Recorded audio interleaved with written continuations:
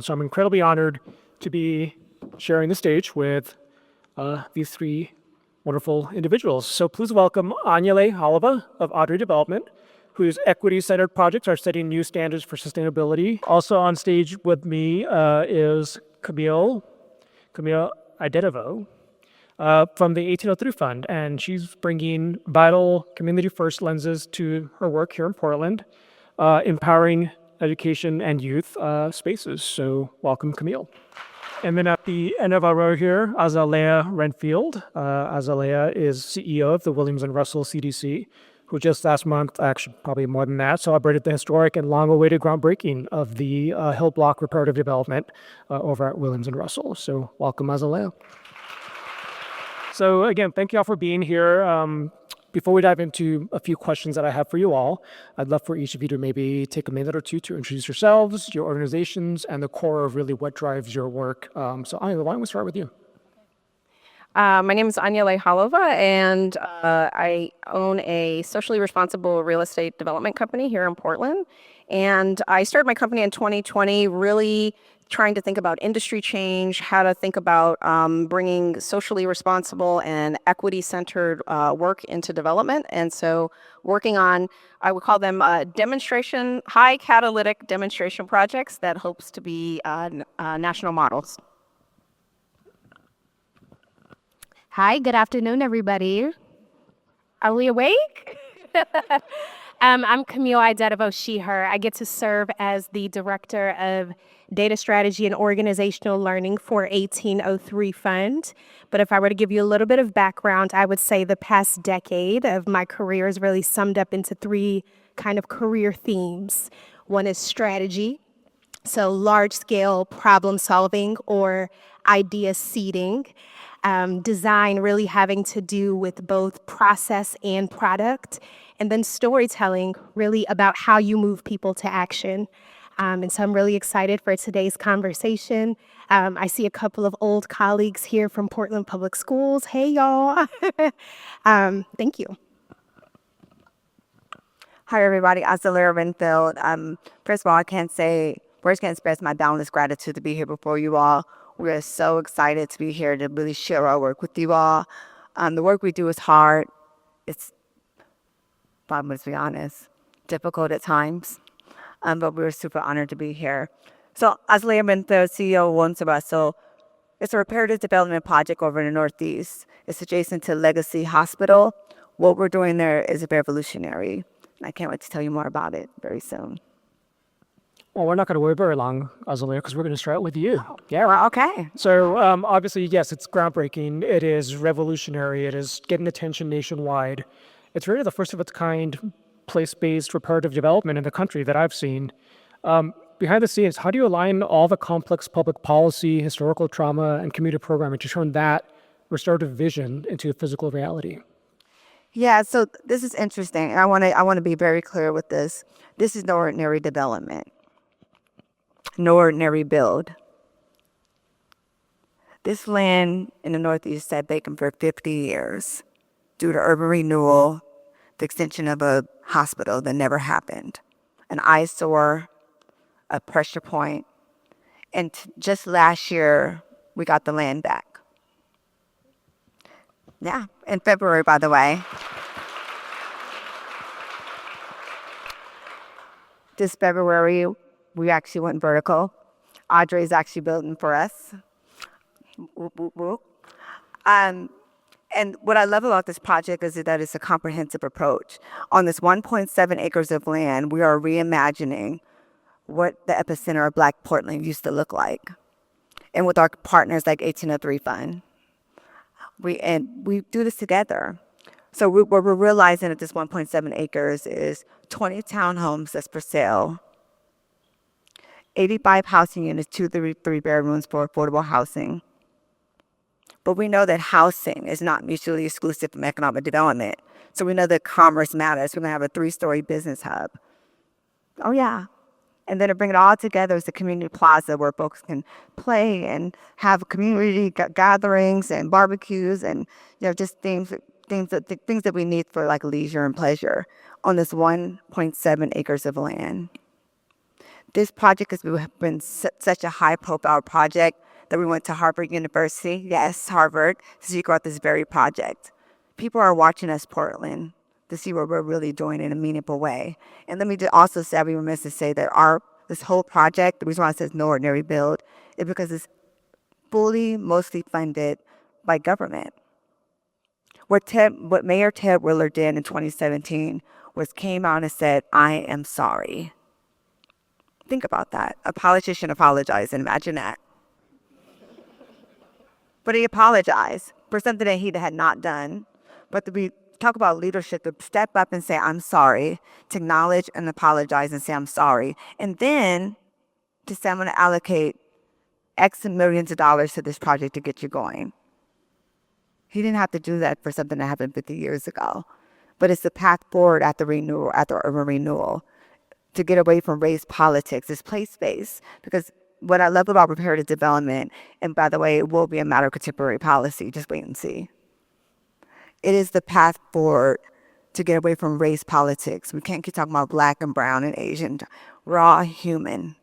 And again, anyone in this world can use this framework. It is, in fact, the great equalizer. And so you wonder why we receive, I have to say this, by the way, I'll be remiss if I don't say it, $11.5 million from the state in this economy for economic development. Think about that. Oh, yeah. I love it, I love it, I love it. But I say that because we're in this together. And so I trust that you all stay tuned and watch out what's happening. And again, this is our story. We all matter. Economic development and housing are not mutually exclusive. They need each other. So, yeah. Thank you, Azalea. Camille, next question's for you. In your previous role with Portland Public Schools, you just shouted out your former educators here. You championed design thinking at the intersection of race and equity.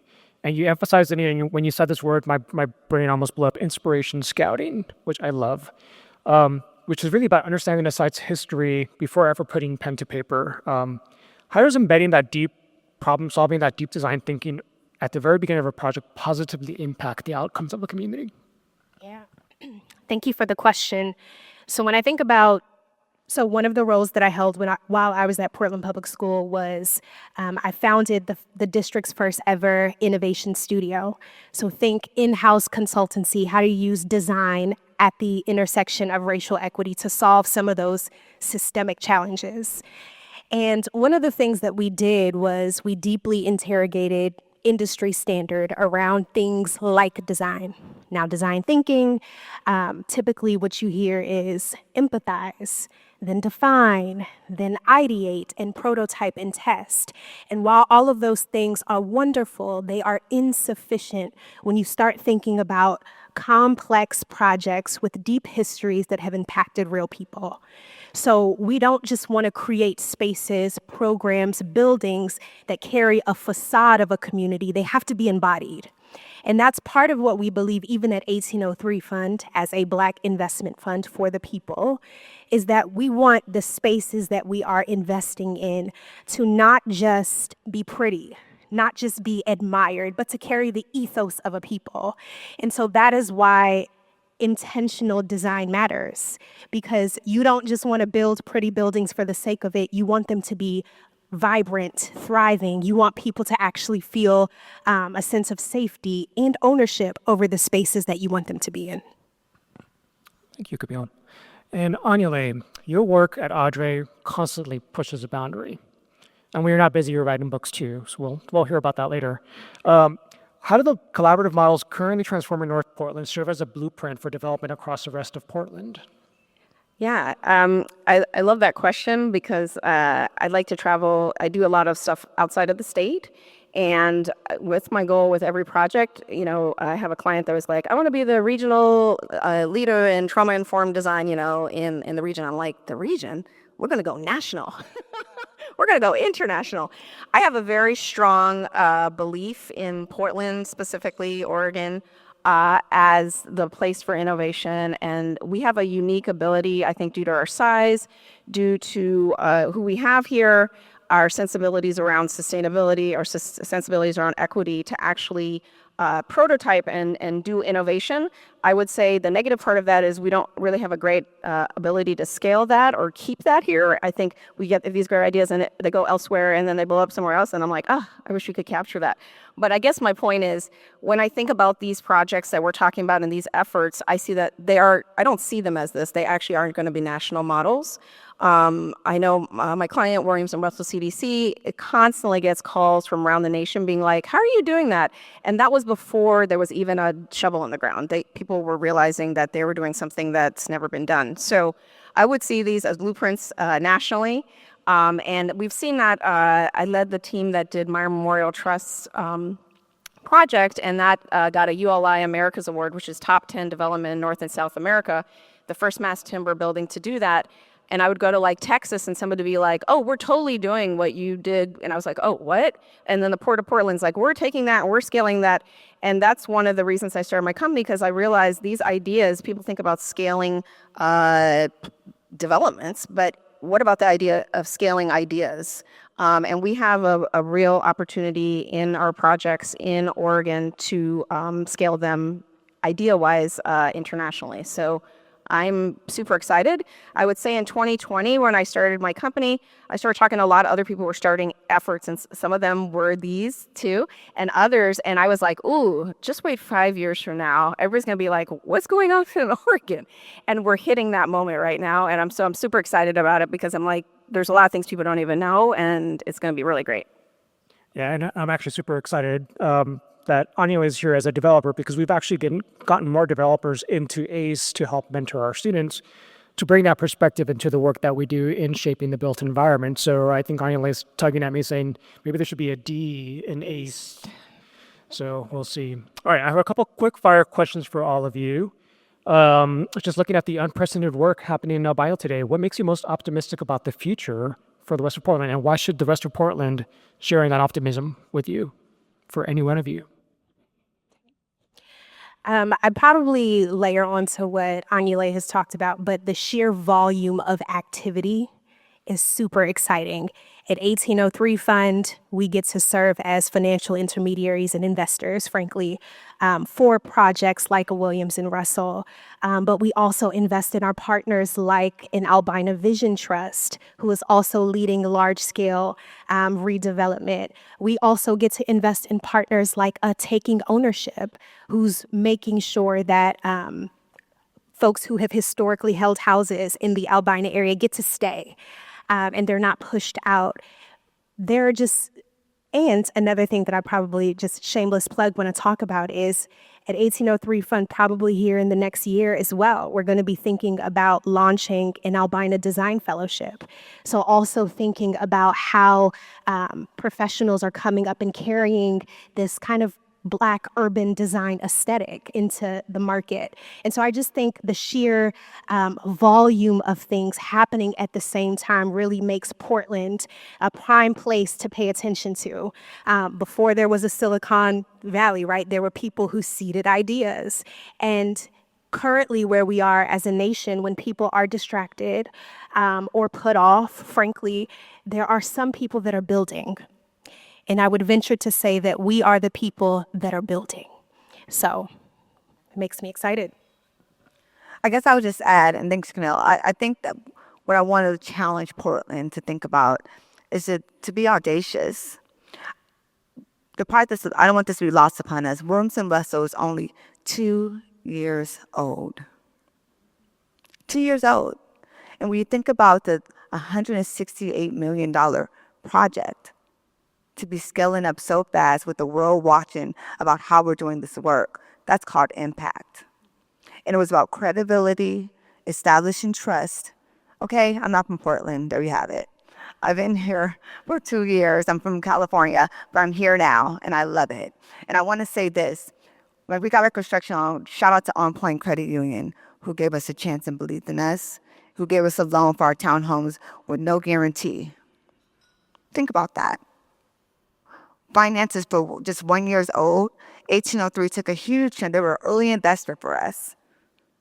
So think about the level. being audacious to dream. But guess what? We're all the government officials coming in terms of the representatives, the dignitaries, and all the funding at the state level to the city level, to the federal level. Oh, yeah. And yes, we got the money out before Trump came. Yay. But this is the part that matters because this is no ordinary bill. We're all in it together. It is not race-based. It's place-based. This is the great equalizer. So when you do developers out there, architects out there, electricians, contractors, when you think about these bills, it's about intentionality and getting the people who know the community and establishing that trust to build right and appropriately. And when you get the politicians behind you with reparative development, they can go out and champion money for wrongs that were done. We were able to get this project because it was a wrong that was created by urban renewal. Bad policies, government policies. So I'll imagine that government have a fiduciary duty to actually make sure they right wrongs. And that's all this is about. So it's not the us versus them, the we versus them. It's none of that. Any community can use this, and I'm hoping I can hardly wait until we actually could scale this up. And believe me, we're writing books about this, by the way. And trust me, I want to say this last thing. I promise I'm going to change it over because this will be lost upon me if I don't say it. This is not a blame game. What people did before us has nothing to do with what we can do now. We're all in a room together. We have to get beyond race politics, drama, and just start really building our world to a better tomorrow because it matters. Because we're just going to keep swinging the pendulum back and forth. So how about we just stop and say anyone can use this framework? So reparative development, folks.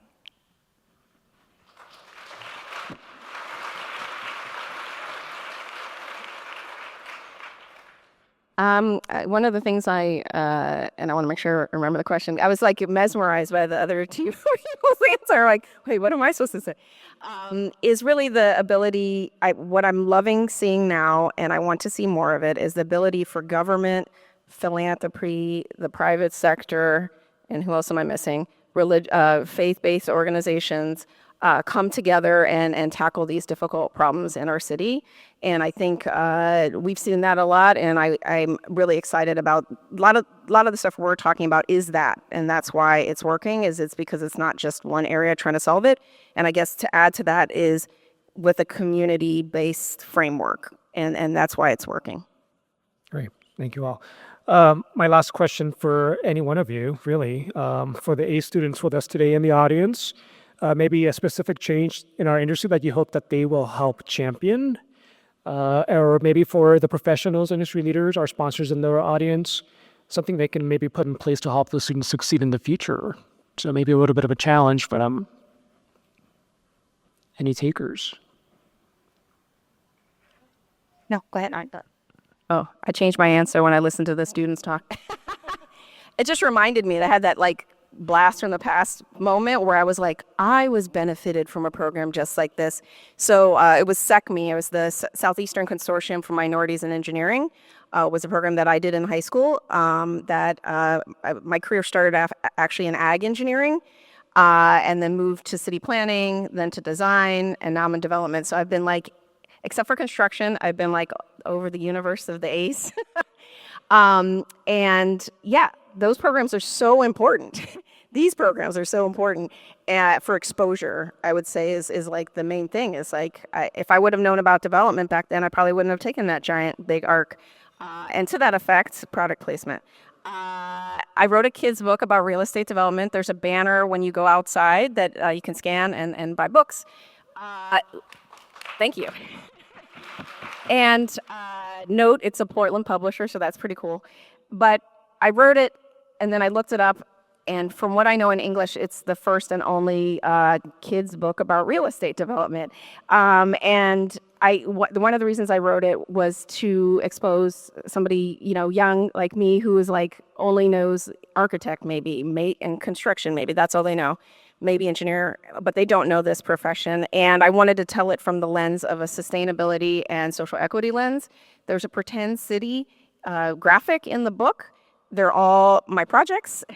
And so it's taking all the projects and putting together a pretend city, and all of those projects are in Oregon. So I would suggest to all of the leaders in this room that you buy some of the books and give them away free to kids.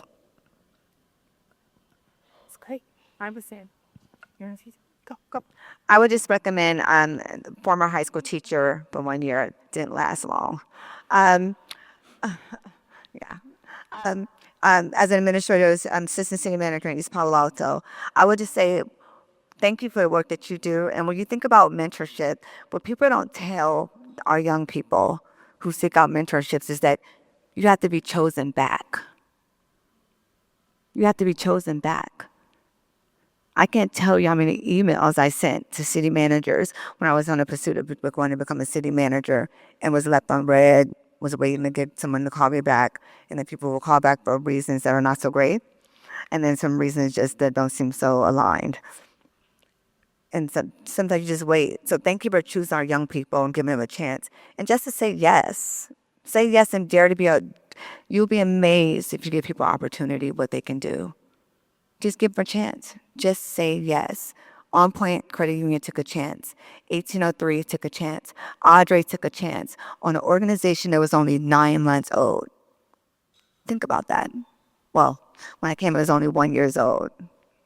But hey, look where we are today. Because when you get the right people and align them together, you'll be amazed on what can come out of that. So I'll just say keep choosing our young people over and over again, and you'll see how they'll make you so much more happier. Thank you. My note is probably going to be on the recruitment front. I have a number of colleagues, myself included, and others who we want to be tapped. We want young people to get up and close in the projects that we are all cultivating. At 1803 Fund, we are quite literally rebuilding an entire district worth of things, right? And so there will be no shortage of projects, and we want to ensure that they are designed alongside our young people. So to the extent that you can send an invitation, we will honor that as we're able to, but we want young people to get in early so that we're not designing for them and then they're not the ones benefiting from it. Wow, I can't wait. And I hate to bring this conversation to a close because I would love to spend the rest of the afternoon with you all up here. But that does come to the end of my time. And I do want to thank you again for sharing your stories, your leadership, your vision for Albina, for Portland. The work you're doing is exactly the kind of work that we need to see happening in our city. Quick message to the students out there. This is what the future of architecture, construction, and engineering looks like. So there is a seat for you at the waiting for you. And our wonderful sponsors, this is exactly what your support helps us do, to invite these wonderful panelists to share their optimism and future for the city so that you can help partake in that future with them. So truly grateful for all of your work, and please join me in giving them a massive round of applause. Thank you.